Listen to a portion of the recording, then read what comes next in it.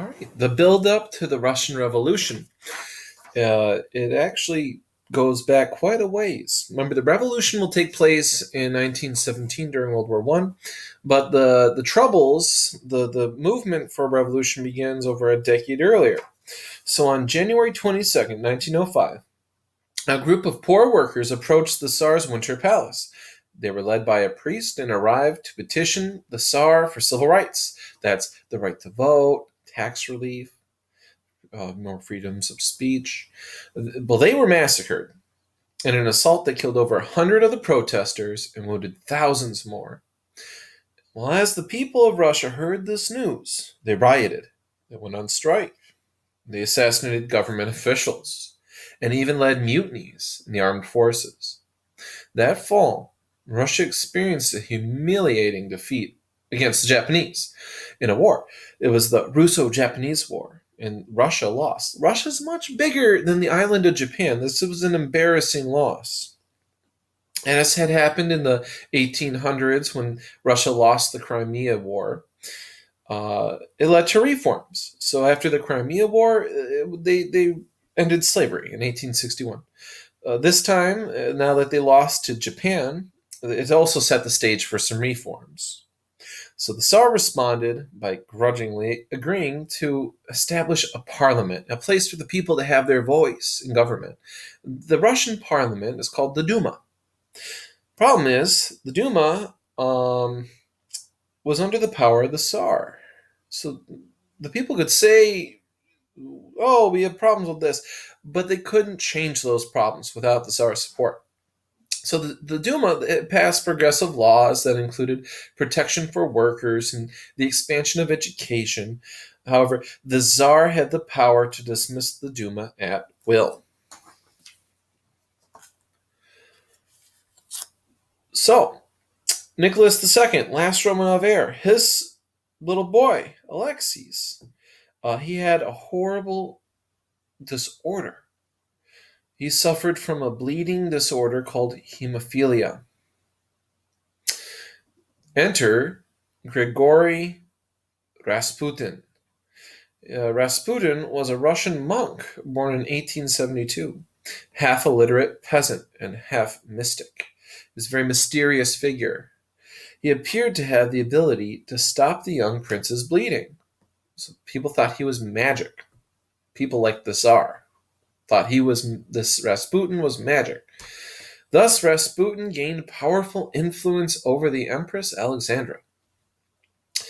Appointed to the Council of State, Rasputin wielded his power by placing associates in high positions in government.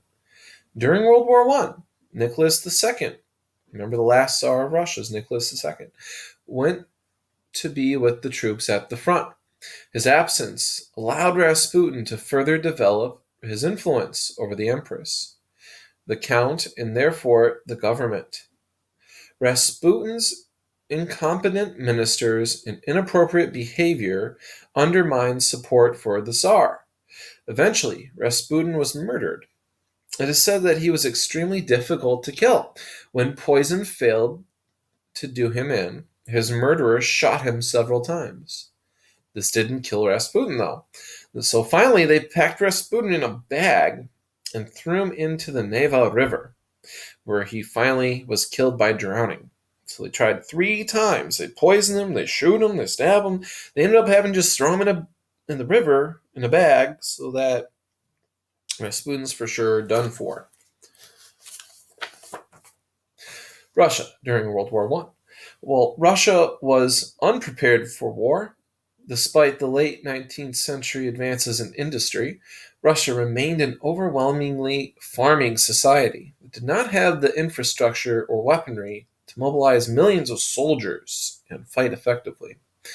While soldiers did their best on the front, the lack of food and fuel intensified the dissatisfaction of the Russian people.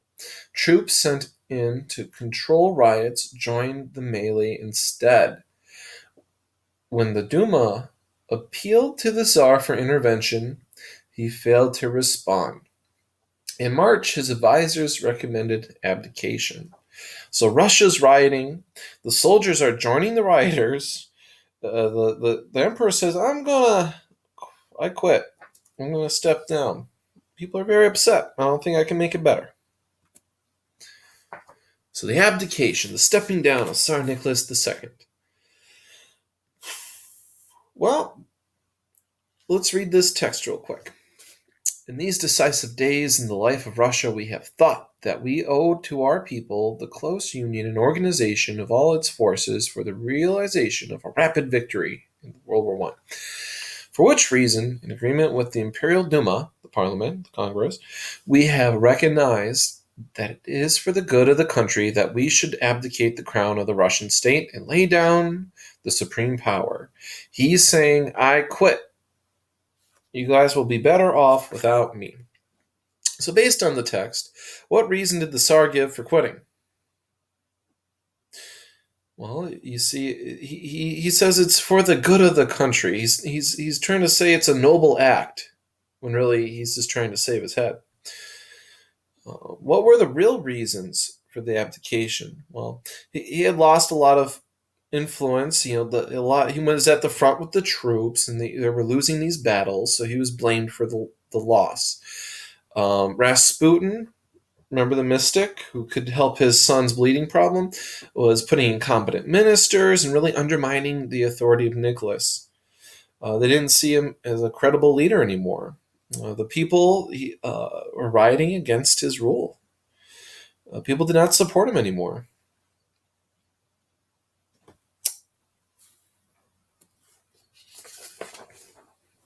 The statement of Grand Duke Mikhail. Well, though Nicholas II abdicated in favor of his brother, the Grand Duke, the Duke refused to serve. In this document, he waived power to the provisional government, led by Prince Gregory Lvov. Neither the provisional government nor the Constituent Assembly, which would be elected shortly, would lead Russia effectively during the time. So, what we see here is the Tsar, the king, he quits. Next in line says, I don't want that job. And finally, the Duma, the parliament, the people's government is the only government in charge. But it's not effective. It's very ineffective and corrupt. Lenin's April thesis. Remember, Lenin wants to spread Marxism, communism to Russia. Lenin had been in exile in Serbia, remember? From the last lesson, we saw his prison photo. He had been in exile when the Tsar abdicated in 1917. He returned to Petrograd on April 16th, 1917. And he felt the bourgeoisie, the rich, the business owners, the high middle class, provisional government was able to seize power because Russia's proletariat, the workers, the common man, was inadequately prepared for revolution. He wrote, quote, this peculiar situation demands of us an ability to adapt ourselves to the specific conditions of party work amidst vast masses of the proletariat just wakened to political life.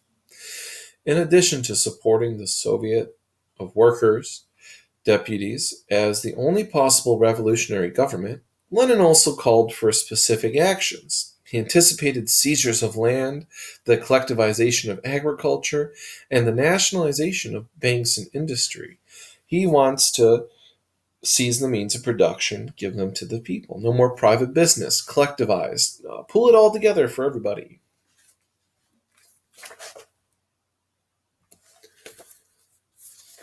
Lenin, Petrograd. Well, Lenin addressed the people at Petrograd on April 17, 1917.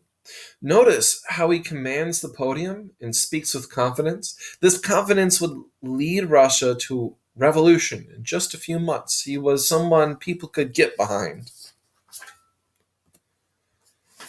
The Fateful Summer. Lenin's call for revolution was rejected by the Russian Social Democratic Labor Party. However, his April thesis paved the way for rejection of the provisional government. So remember, when the Tsar steps down, none of the royal family want to take his place, so they have the provisional government, like a Congress. But no one supports the Congress, and Lenin doesn't support the Congress. He says it's just a bunch of the rich. It doesn't really represent us.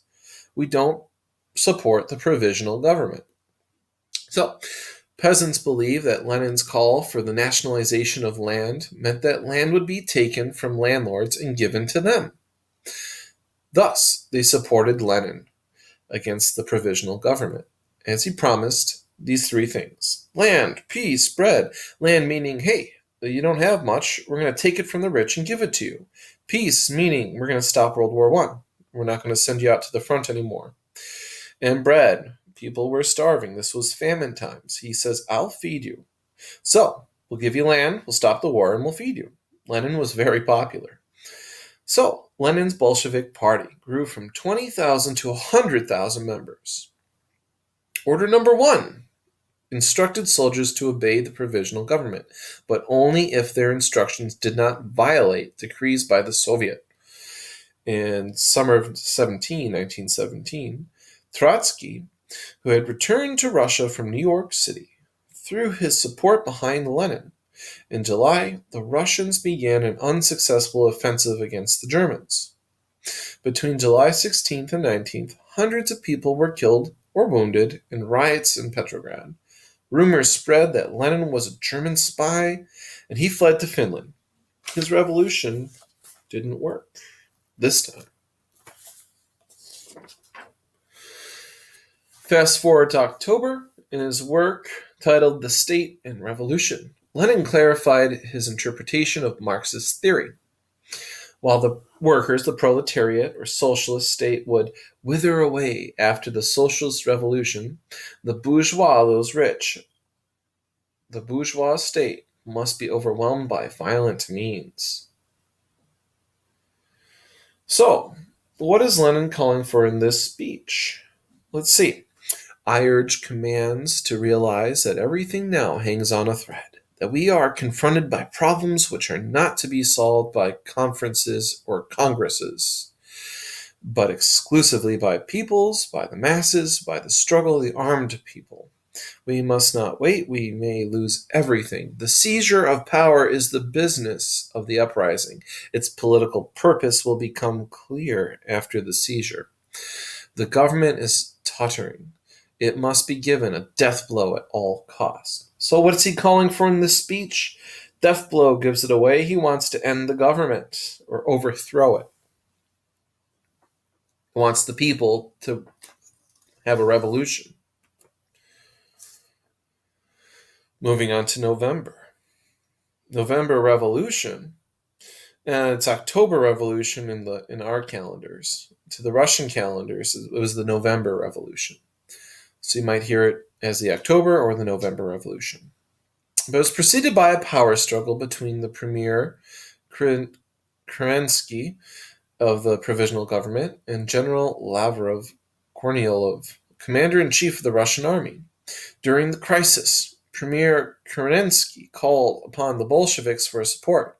He had even provided them with weapons. Thus, he unwittingly strengthened the very forces that would bring the provisional government to ruin.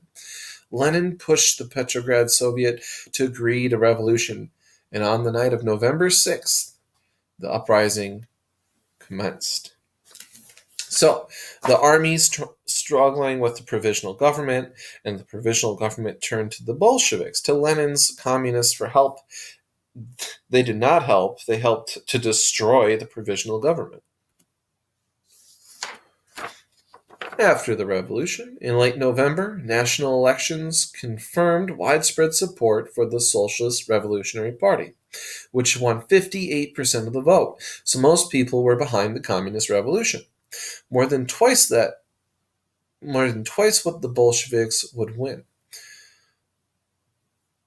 Nonetheless, Lenin moved quickly to consolidate power. The Commission of Suppression of Counter-Revolution, or Cheka, was formed to limit dissenting views. At the Constituent Assembly's first and only meeting in January 1918, though the Bolsheviks were significantly outnumbered, Lenin managed to seize control.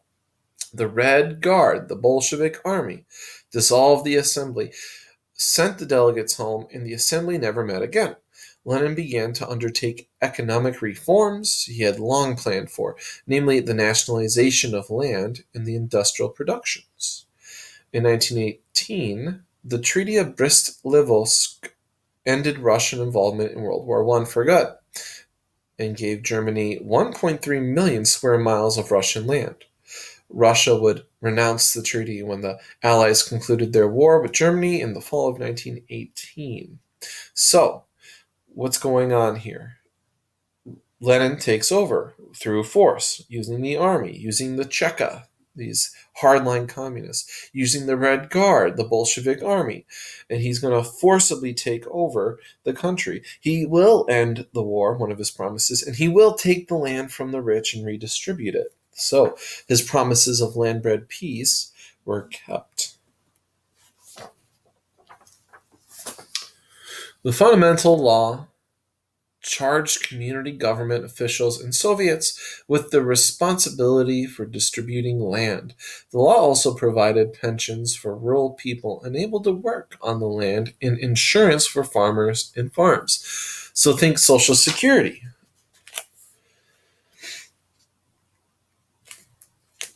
Let's look at these articles. All private ownership of land, minerals, waters, forests, natural resources within the boundaries of the Russian Federation Soviet Republic is abolished forever. No private ownership. 2. Henceforth, all the land is handed over without compensation, open or secret, to toiling masses for their use. We're taking your land, and that's the end of that. We're not giving you anything for it. It's just going to be taken. Number 3, with the exceptions indicated in this decree, the right to use the land belongs to him who cultivates it with his own labor. Land belongs to the workers, no longer business owners, but workers. That's a communist revolution. So in what way do these provisions reflect Marxist ideas?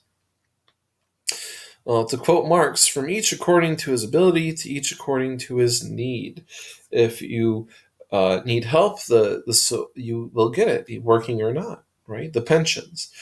When you're working the land, that land is your land too. Land belongs to him who cultivates it. So the workers get the land. These are Marxist ideas. The workers have the means of production, and all of society is made equal. If they need help, if you're no longer able to work, you will get a Social Security check. Everyone's equal. You have these 3 questions to answer in a Google form.